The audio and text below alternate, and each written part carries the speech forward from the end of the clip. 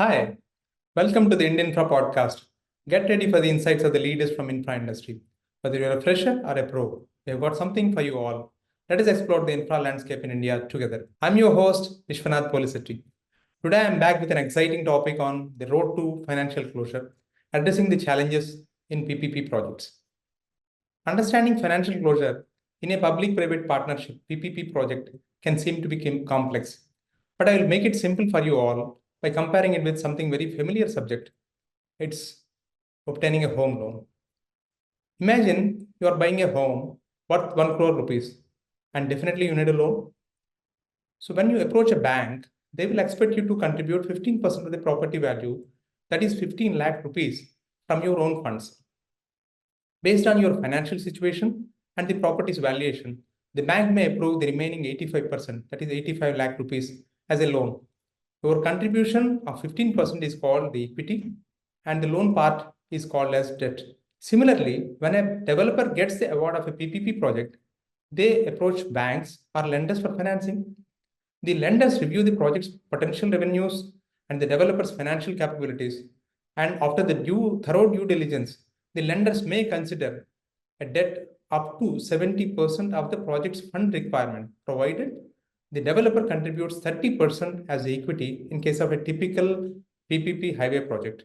In both the cases, repayment occurs over an agreed period of time with interest.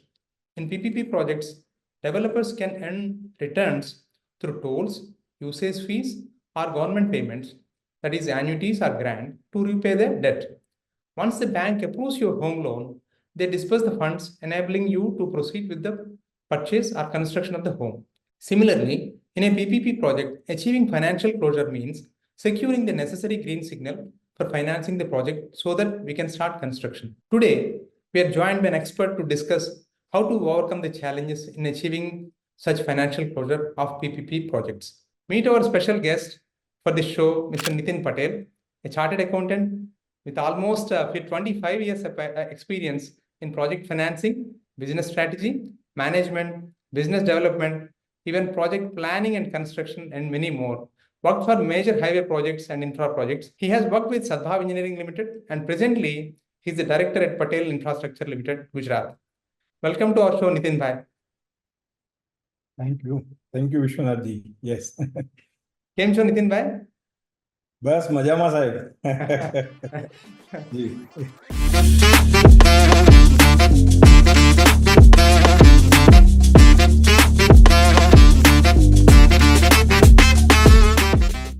तो infra industry में आपने कोई भी space छोड़ा नहीं है. आप इतना स्ट्रॉन्ग फाइनेंस बैकग्राउंड होने के बावजूद you involve in the construction at site. I know very well about you. And now I think आप arbitration claims and contract management में भी आपका कंट्रीब्यूशन दे रहे हैं. How is it? Correct. Yeah. See, ultimately, all along the pace, if you see right from the beginning, earlier, before 2000, largely the project were in the field of the EPC only. Correct. And post 2003-4 onwards, when this BOT has been started, Correct. so the skin in the game of the developers as well as the contractor has increased as compared to EPC. And what has happened because of the various risk factors of the project, so contractual issues has been cropped up during the entire phase. And then after, how to deal these basically contractually in terms of the concession agreement, because these all are interlinked actually. And when the developer really suffers, so he have the only the choice, and normally the government and the contract provision itself provides that if anything has come up, then you have to go by way of the contract. And the mechanism is basically to invoke the arbitration and settle the matter in the arbitration. So that is what how the things. So that's why during my entire career, as you have rightly pointed out, that they started with the working with the EPC, Sadbhav Engineering as a EPC company, when a company was doing only EPC business. So initial around up to 2005, say around 11 years, I have worked on the project itself, including all the bidding activity, execution of the project, largely the execution. So the nitty-gritty of the execution, ground level challenges, the dealing of the contractual matters with the client, as well as the main authority. So that was the key areas while the during working on the ground as a EPC contractor. And then after 2004-5 onwards, when the large scale the BOT projects under the PPP mode, right from the beginning of the toll projects under the DB of it, FOT, then after the pure vanilla annuity projects has been developed by the NHAI. Then Correct. after obviously the hybrid annuity projects has been taken place after the 2014 onwards actually. Correct. So all these phases, the concession agreement got changed. So that is why the entire phases we have worked actually number of projects and that is what the journey is actually. So I'm as I can basically see that the out that the what are the beginning what was the beginning challenges, what were the lenders thought process at that point of time, what is currently they are seeing. A lot of other things has been smoothened out, but still there are the challenges in terms of the concession agreement that also basically to be adhered to while going for the financial close. Actually. So with all your all-round exposure to the industry or the project life cycle, and with a focus on financing and financial closures, you are the right person for this topic. The last 15-20 years में 15-20 साल में जो hundreds of projects PPP projects को government ने roll out किया हुआ है, सो आपके हिसाब से ये किस तरह का चैलेंजेस होगा फाइनेंशियल क्लोजर अचीव करने में in this PPP projects? See, in PPP, if we divide into the two part, if we see just when the project has been started, जब चालू किया गया project, तो उसमें शुरू में क्या था कि सारे जो project थे वो BOT toll में आए कुछ lot. Then after parallel to that, to mitigate जहाँ पे toll में viability नहीं बैठती थी, तो government ने उसको pure annuity project में निकाला. सो एन्युटी प्रोजेक्ट में भी क्या था कि शुरू में ऐसा था कि 100% ऑफ द मनी बीस जैसे टोल में जैसे मैकेनिज्म था कि पूरा प्रोजेक्ट का जो कॉस्ट है वो डेवलपर को in the desired debt equity ratio में लेके आना था, उसको प्रोजेक्ट इंप्लीमेंट करना था. एंड बाद में जो depending upon the concession agreement, समझो कि 20 साल का कंसेशन एग्रीमेंट है तो कंस्ट्रक्शन पीरियड 2.5 साल है या 3 साल है, तो उसके बाद 17.5 साल या 17 साल के अंदर में उनको पूरा टोल कलेक्ट करके वो पैसा लेना था. सेकंड, जहां ट्रैफिक कम था और गवर्नमेंट को एरिया डेवलप करना था तो उन्होंने प्योर एन्युटी में लेके आए. तो उन्होंने क्या बोला भी चलो कंस्ट्रक्शन रिस्क आप मत लो, बट पूरा पैसा आप निकालो एक डेट इक्विटी रेशियो में, और जितना आपने लोग पूरा आपका जो टोटल प्रोजेक्ट कॉस्ट है एक एन्युटी फॉर्म में हम आपको पैसा वापस करेंगे उधर में पूरा 100% ऑफ द कॉस्ट. सो वो एक पैरेलल एक्टिविटी चला इनिशियल फेज में. इसमें दूसरा में बिल्कुल टोल का रिस्क नहीं है हमारा, खाली पैसा वापस. उसमें बिल्कुल रिस्क नहीं है एन्युटी में, बट वो काफी कम प्रोजेक्ट थे, बट जहाँ गवर्नमेंट को लगता था कि यहाँ पे टोल में वायबिलिटी नहीं बैठेगी तो उनका जो असेसमेंट है वहां पे वो एन्युटी में आते. Right, good. सो इसमें फाइनेंशियल क्लोजर में क्या चैलेंजेस है तो वो एफसी अचीव करने में? Correct. So financial closure if you see that the toll project के अंदर में खास करके दो चीज, एक तो क्या है कि viability of the project. So सबसे बड़ा इंपॉर्टेंट एस्पेक्ट है ट्रैफिक रेवेन्यू. तो ट्रैफिक रेवेन्यू कितना डेफिनेट है, कितना what are the challenges in terms of the traffic revenue, वो ट्रैफिक जो है सस्टेन करेगा, वो सब असेसमेंट जो है वो बिफोर फाइनेंशियल क्लोज वो एक पूरा डिटेल एनालिसिस करना पड़ता है.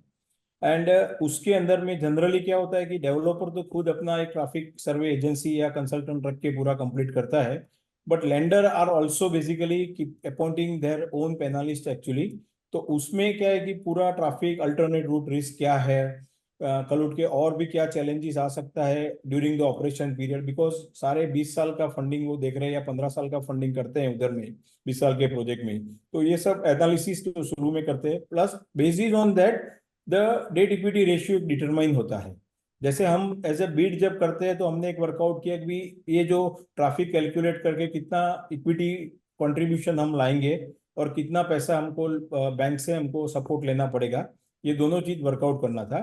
थर्ड थिंग क्या था, जो DBO-40 जो प्रोजेक्ट शुरुआत में आते थे तो NHAI के क्या था क्राइटेरिया बिडिंग में ऐसा रहता था कि सपोज कोई भी प्रोजेक्ट में अगर बहुत अच्छा रेवेन्यू है तो वहां पे अगर सरप्लस पैसा है तो डेवलपर हैज बीन आस्क्ड कि अगर आप उसमें प्रीमियम शेयर करोगे या तो कोई अपफ्रंट पैसा आप देंगे करके उधर में NHAI को, बिकॉज इसमें रेवेन्यू बहुत अच्छा है, कंसेशन पीरियड फिक्स है, तो वो भी एक बिडिंग मॉडल था.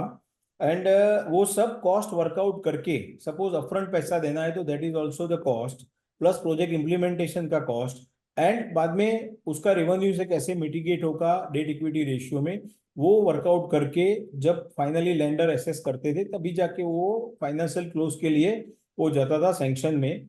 अलोंग विथ दिस ट्रैफिक, सबसे बड़ा इंपॉर्टेंट फैक्टर जो बैंक्स देखते थे और उनको उनका जो नजर था कि भी ईपीसी कॉन्ट्रैक्ट कैसे टाइमली पूरा हो पाएगा। सो ऐसा नहीं है कि खाली आप डेवलपर है पैसा लगा दिया तो आपको वो काम, वो जो बैंक एग्री कर लेगा, बट साथ साथ वो भी देखते थे कि भी जो ईपीसी एग्जीक्यूट करेगा वो कैपेबिलिटी डेवलपर की खुद की है या उनका खुद का ओन इंटरनल ईपीसी आर्म है, या तो वेदर दे हो brought in the strong EPC player अगर वो काम करने के लिए, तो वो भी बैंक उधर में पूरा अपने टर्म्स एंड कंडीशन में वर्कआउट करके फिर बाद में वो देते थे। एंड वो एक स्ट्रक्चर जो फाइनल हुआ वो कंडीशन के हिसाब से वो फाइनेंशियल क्लोजर के लिए जाना पड़ता था। So one of the major component will be like the strength of completion of project, strength of the developer in terms of completion of project. Completion of the project and the viability of the project in terms of the revenue and the serviceability of the debt what we are taking actually. Right. So अभी 20 साल से ये PPP projects जो चल रहा है, तो if you divide it in 4 blocks, last 5 years, उससे पहले 10 to 5 इयर्स, उससे पहले 15 से 10 साल, इसका बीच में कुछ डिफरेंस है क्या, लाइक लेंडर्स अप्रोच में या गवर्नमेंट्स कंडीशंस में या डेवलपर्स का थॉट प्रोसेस में कुछ डिफरेंसेस है?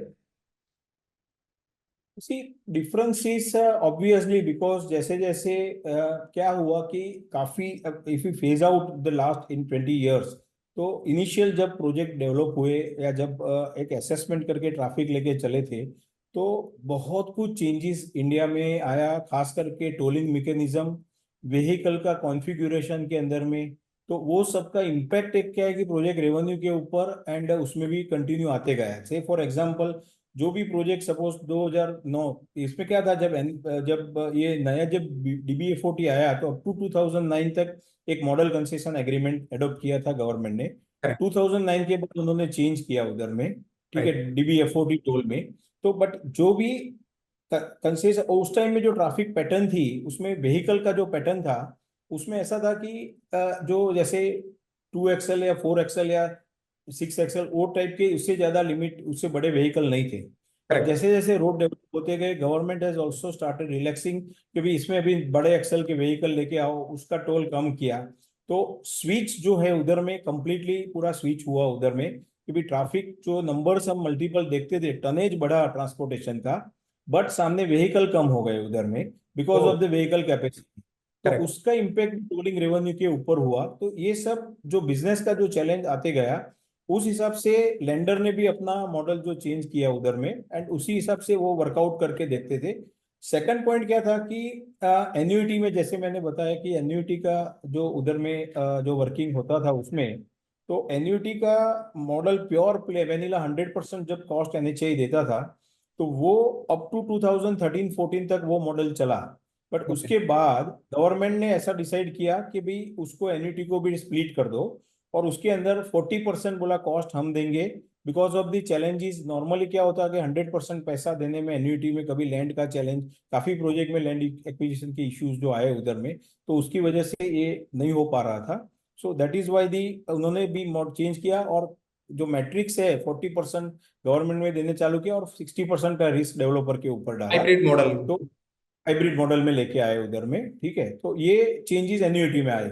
डीबी और एफओटी जो टोल है उधर में, टोल का जो आया उधर में अपना, तो टोल में क्या है कि उसमें भी जो गवर्नमेंट का जो व्यू है, पहले अपफ्रंट पैसा लेते थे उधर में अगर वायबिलिटी देखे, then after they have change कि भाई उससे अपफ्रंट लेने की वजह एवरी ईयर जो रेवेन्यू, अगर समझो प्रीमियम देना है किसी को, समझो उधर में, तो वो एवरी ईयर जो रेवेन्यू होगा उसका एक सर्टेन परसेंटेज जो बीड में जाएगा, उस हिसाब से उन्होंने मॉडिफाई किया।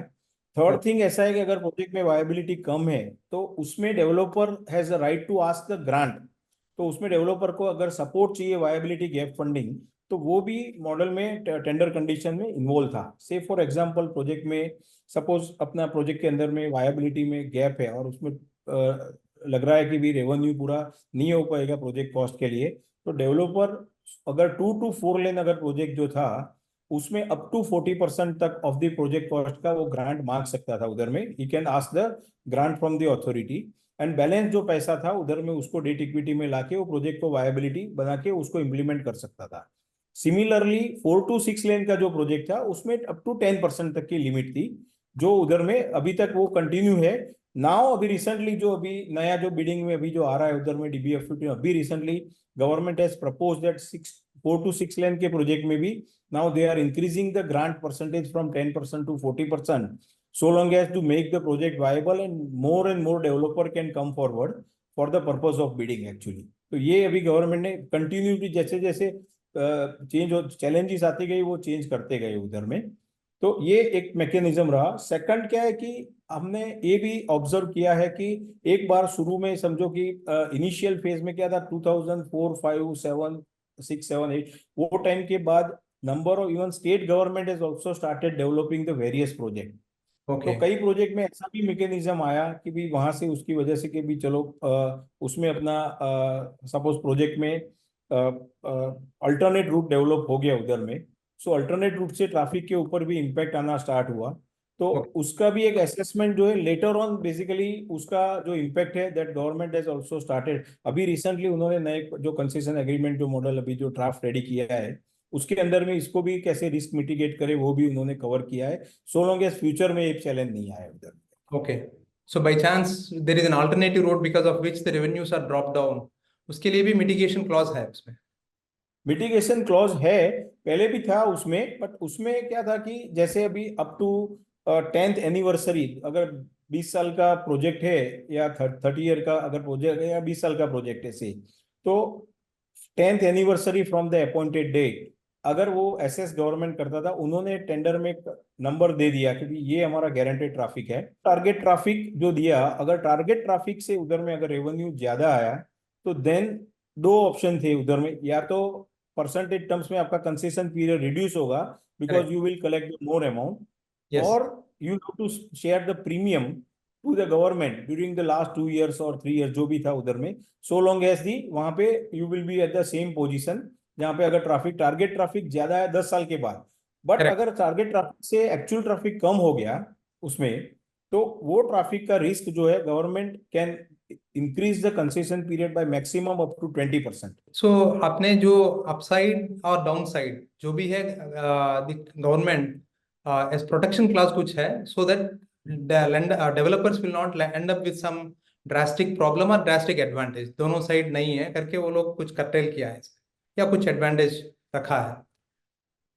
That's what you said, no? They target traffic के हिसाब से करेक्ट, करेक्ट, protection है। करेक्ट। वो कंसेशन एग्रीमेंट में प्रोविजन रखा to some extent give the protection to the developers, तो करेक्ट, वो प्रोटेक्शन का एडवांटेज रहता ही है उधर में नेचुरली। अगर समझो 5% कम हुआ तो 10% कंसेशन पीरियड बढ़ जाता है तो वो मिटिगेट हो जाता है, करेक्ट, तो करेक्ट। उतना रिस्क जो है वो कवर अप हो जाएगा by way of the extension of the concession period.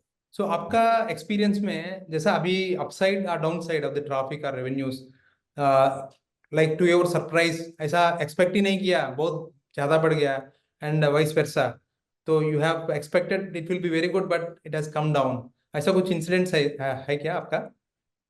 हाँ हुआ है, सी ऐसा हमारा एक्सपीरियंस में मैं बताऊं कि खास करके हरियाणा में हमने दो प्रोजेक्ट लिए थे टोल के DBFOT में। एक है हम्म। रोहतक पानीपत और एक दूसरा रोहतक से हिसार। राइट। जनरली क्या हुआ कि हमने जब प्रोजेक्ट बीड करके लिया उधर में, तो वो टाइम पे एक ट्रैफिक असेसमेंट NHAI ने भी बीड से पहले किया, हमने भी खुद एक traffic consultant third party consultant रख के किया, एंड देन लेंडर है also appointed some basically the panelist reputed consultant. तो वो सबका रिपोर्ट देके लोएस्ट ऑफ द सेम जो था उसी को बेस करके उधर में एक फाइनेंशियल क्लोज हमने वर्कआउट करके ट्रैफिक पैटर्न डिसाइड करके नक्की करके वो फाइनेंशियल क्लोज अचीव किया। Project has been implemented. जब हमने एक्चुअली अपॉइंटेड डेट लेके इम्प्लीमेंटेशन का जो 2.5 साल का पीरियड था हम वो करते थे, तब तक क्या हुआ कि स्टेट गवर्नमेंट ने, हरियाणा स्टेट गवर्नमेंट ने रोहतक के सराउंडिंग में काफी सारे अल्टरनेट रूट स्टेट हाईवे सब डेवलप कर दिए उधर में। वो उन्होंने, या जो सपोज कोई रोड 5 मीटर का था तो उसको 10 मीटर कर दिया उधर में रोड, कहाँ पे कुछ रोड नहीं था तो एक बाईपास, दो कुछ काफी मल्टीपल बाईपास बना दिए उधर में। तो ये सारा जो सिनारियो डेवलप हुआ उसकी वजह से क्या हो गया कि एक तो प्रोटेक्शन हमको था कंसेशन एग्रीमेंट में, तो bye way of state support agreement, because ये सारे प्रोजेक्ट में स्टेट सपोर्ट एग्रीमेंट का एक वेरी क्लॉज रहता है, जहाँ गुड। पे स्टेट जो है खुद उसमें कमिट करता है, as a enter the agreement with NHAI, कि हम अगले 8 साल तक अगर जो है उसमें कोई भी ऐसा डेवलपमेंट नहीं करेंगे जो जिससे अल्टरनेट रूट क्रिएट होगा, एंड ऐसा जो ट्रैफिक को यहाँ पे या डेवलपमेंट बाकी सारा जो सपोर्ट चाहिए वो हम करेंगे। जनरली वो एडर वहां पे हुआ नहीं उधर में, एंड उसकी वजह से क्या हुआ कि ये सारे जो इवन हमने जब एक्चुअल टोल चालू किया, तो actual toll fall short by more than 50% that they estimated by the lenders. Oh, तो बहुत बड़ा गैप हो गया। and the इवन target दोनों, traffic laws will not protect 50%. तो उसमें भी वो प्रोटेक्शन नहीं बना उधर में, and finally what has happened because of the there was a continue huge gap in the revenue, तो वो project completely non viable position में चला गया। And not only these two, but Rohtak के सराउंडिंग में काफी प्रोजेक्ट थे, जैसे रोहतक जींद था, रोहतक बावल था, तो वो सारे जितने भी मल्टीपल 6 से 7 प्रोजेक्ट ऐसे थे, वो सारे के सारे प्रोजेक्ट जो है ऑलमोस्ट फेल हो गए उधर में करके। फिर then it will have to go for the इधर टर्मिनेशन मैकेनिज्म या जो भी है, there is a because of the other issues will start, contractual issues start हो जाते हैं क्लाइंट के साथ में फिर। Correct, correct. जी, Okay. So जी। that's any upside advantage you had with other projects. This is downside you said. Upside advantage, yes, in one of the project, particularly in Dhule to Palasner, one project in the Maharashtra, it was there. So there is also there is a clause that if the traffic goes less and go low or the higher, so in that case there was some 2 to 3% the traffic was the higher actually. So we have decided that ki in that case it is hardly 2 to 3%, and tomorrow we also don't know that the whether these 2 to 3% will sustain for the balance period of concession. So वो time पे फिर since the percentage was less, तो हमने फिर agree किया कि हम concession period reduce नहीं करेंगे, हम गवर्नमेंट को वो टाइम पे एक रेवेन्यू शेयरिंग कर देंगे उतना। ऐसा कुछ मैकेनिज्म हमने वर्कआउट करके फाइनल कर दिया, सो लॉन्ग एज और जो इंक्रीज जो रेवेन्यू है वो सब at least we can enjoy the entire concession period, so Correct. Long as बीच में कुछ इवेंचुअलिटी हुआ तो रिस्क मिटिगेट हो सकता है उधर में करके। इस तरह से हमने एक डिसीजन लिया था। So this is how it works actually. Correct. Nitin भाई, ये पीपीपी प्रोजेक्ट्स लॉन्च किया या स्पॉन्सर किया गवर्नमेंट ऑफ इंडिया ने किया है और स्टेट गवर्नमेंट पे भी किया है जैसा आपने बताया था, बट इसमें is there any difference when we go to the lenders for financial closure? Government of India sponsored projects में एक जैसा देखेंगे, स्टेट गवर्नमेंट्स का दूसरा जैसा देखेंगे, ऐसा कुछ है क्या? हाँ, डिफरेंस है उधर, बिकॉज वेरियस लेंडर्स जो है सबका एक अलग व्यू है। खास करके सेंट्रल गवर्नमेंट के जो प्रोजेक्ट है उधर में they generally give the more weightage, and they are having the more comfort, number one, because the एक pre designed mechanism. And government of India का नॉर्मली क्या होता है कि अगर समझो कोई भी प्रोजेक्ट में तो कई कुछ ना कुछ बैकअप अरेंजमेंट रहता है गवर्नमेंट का, नॉर्मली कंसेशन एग्रीमेंट का। नो डाउट इवन स्टेट में भी है पूरा कंसेशन एग्रीमेंट का protection, but the rating of the state also matters a lot actually. So sometimes lender क्या है कि कुछ स्टेट के लिए रिलेक्टेंट होते हैं, कुछ स्टेट के लिए जनरली उनको प्रॉब्लम नहीं रहता है। सो ये एंड क्राइटेरिया और condition they are also taking, state government के है कि थोड़े स्ट्रिंजेंट कंडीशन पे आते हैं वो, as compare to the central government projects उसमें। ओके। सो एक बार फाइनेंशियल क्लोजर हो गया तो do you think project funding is cake walk, बिंदास काम हो जाएगा, ऐसा कुछ है क्या या कुछ चैलेंजेस है उसमें? नहीं, see financial close is one parameter, I I agree with number one, कि भाई आज प्रोजेक्ट की वायबिलिटी उन्होंने स्टडी कर ली, दोनों ने समझ ली कितना इक्विटी आएगा कितना डेट आएगा, वो मैकेनिज्म हो गया। And there are the number of conditions, say for example concession agreement के जो सारे जो क्लॉज रहते हैं, से कि भाई बिफोर अपॉइंटेड डेट या 80% of the land is to be available या 90% of the land is to be available, make good by the authority, because land provide करना टू कंस्ट्रक्ट द प्रोजेक्ट वो रिस्क है गवर्नमेंट का है। तो naturally lender को एक कंफर्मेशन सर्टिफिकेट चाहिए कि भी उनको इतना मिनिमम लैंड आ गया कि नहीं, जब तक वो नहीं आता है तो तब तक वो लोग डिस्पर्स नहीं करते हैं, and that they are taking the care of. Second thing, सारे के सारे प्रोजेक्ट में lender also appoint their own consultant, lenders engineer, particularly those who are being told. तो लेंडर्स इंजीनियर का एक रिपोर्ट उनको जाता है कि भी पूरा ग्राउंड सिचुएशन क्या है, यूटिलिटी शिफ्टिंग का क्या पोजीशन है, इवन बाकी सर, तो ऑल द रिस्क जनरली वो लोग वेरीफाई करके देख लेते हैं उधर में before making the disbursement. Third, all the insurances are to be placed in place. Say for example the insurance policies project की सभी रहती है, वो सब प्रॉपर्ली कवर्ड होके है कि नहीं उधर में, वो देख लेते हैं उधर में। Fourth point, there is a upfront equity requirement by the lenders. हाँ आज क्या होता है, लेंडर बोलते हैं उधर में कि भी आप 50% पैसा इक्विटी का मानो कि 500 करोड़ का प्रोजेक्ट है, उसमें 100 करोड़ डेवलपर को लेके आना है और 400 बैंक देता है, तो बैंक कंडीशन लगाई थी भी 100 में से आपका 50 करोड़ पहले लगाओ। once your 50 crore will be there in a place, then after basically upon achieving certain progress they will start making the disbursement। तो वो एक जनरली बैंक की कंडीशन रहती है, वो मिटिगेट हो जानी चाहिए उसमें, ठीक है। तो ये सारा जो पॉइंट है उधर में तो ऐसा नहीं है कि भी उसमें एक बार फाइनेंस से क्लोज हो गया तो पैसा मिलना चालू हो जाएगा, तो सही। ये एक बहुत इंपॉर्टेंट एस्पेक्ट है। सेकंड चीज, अगर आप देखें उसमें कि इनिशियल जनरली ये सारे प्रोजेक्ट में मोबिलाइजेशन एडवांस के क्लॉजेज है उधर में, हाँ हाँ तो लेंडर ऑल्सो प्रीफर के भी ठीक है चलो आप नॉन फंड बेस्ड फैसिलिटी वो सेंक्शन भी करते हैं इवन इंटरचेंजेबिलिटी में। से फॉर एग्जांपल 400 करोड़ का है, अगर एलिजी 500 करोड़ में 50 करोड़ 10% अगर मोबिलाइजेशन एडवांस है तो वो 50 करोड़ की गारंटी दे सकते हैं एडवांस में। तो ओके। उसके जो फंड आएगा तो वो भी उनका कहना ऐसा है कि भी आप वो आप लो, बट उससे वो भी प्रोजेक्ट में आप एग्जीक्यूशन में लगाओ, उतना प्रोग्रेस भी दिखाओ, then after we will actually start making the disbursement. Second, हर एक डिसबर्समेंट के पहले जो परसेंटेज कंप्लीशन जो शेड्यूल के हिसाब से होता है नहीं होता है, दैट ऑल्सो बीइंग ऑब्जर्व। अगर उसमें कुछ चैलेंजेस है तो whether it is being mitigated, properly record हुआ है नहीं हुआ है, तो वो भी लेंडर देखते हैं उधर में करके। तो ये सारा देखते फैक्टर उसमें लगता है। उसके अलावा there are the couple of more important point what we have observed actually during our experience, that the अगर समझो उसमें कंसोर्शियम ऑफ द लेंडर्स रहता है, तो 400 करोड़ में मान लीजिए कि 4 लेंडर आ गए उधर में, तो नॉर्मली क्या होता है कि इसमें चारों लेंडर में हर एक का एक थॉट प्रोसेस अलग रहता है, हर एक का इंटरनल अप्रूवल प्रोसेस अलग रहता है। सो एज अ डेवलपर ही has to mitigate requirement of all the basically lenders. अगर किसी एक का भी कुछ रुक गया उधर में तो उसकी वजह से बाकी 3 एक बार दे देगा, बट दूसरा डिसबर्समेंट आने से पहले जब तक वो नहीं मिटिगेट होगा तब तक वो मिलेगा नहीं, तो that is it is also affecting the project. So ये सारी चीज जो है पैरेलल हैंड टू हैंड चलती है उधर में, चलानी पड़े उधर में, and that developer has to take care along with the lenders and all party to be satisfied so long as the project implementation is concerned उधर में।